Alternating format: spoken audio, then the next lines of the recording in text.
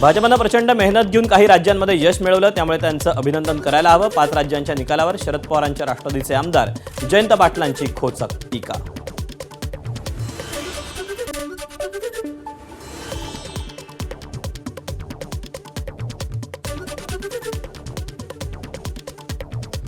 बीडच्या परळीतील नसरापूर प्रकरणाच्या निषेधार्थ रास्ता रोको आंदोलन. परभणी, बीड आणि अंबाजोगाईकडे जाणारी वाहतूक ठप्प.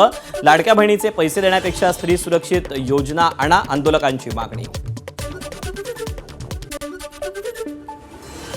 परभणी शहरात ब्राह्मण महासंघ आणि सकल हिंदू समाजाच्या वतीनं मूकमोर्चा. नसरापूर अत्याचार प्रकरणाच्या निषेधार्थ शहरातील सर्व नागरिक एकवटले. आरोपीला तात्काळ फाशी देण्याची मागणी.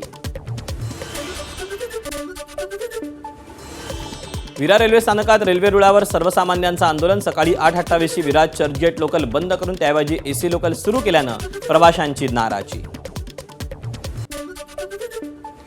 शेअर बाजारात नफ्याचा आमिष दाखवून सायबर चोरट्यांचा 24 पुणेकरांना गंडा.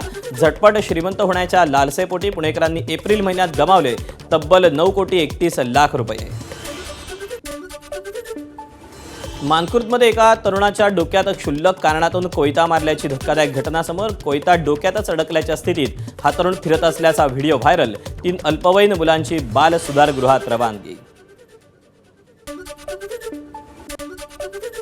पुण्यातील नवले पुलावर 3 मालवाहतूक वाहनांचा भीषण अपघात. घटनेत एका व्यक्तीचा मृत्यू तर वाहन चालक जखमी झाल्याची माहिती. सातारा जिल्ह्यात दुचाकी चोरीच्या घटनांमध्ये वाढ. पोलिसांनी रचलेल्या सापळ्यात 2 गुन्हेगार सापडले.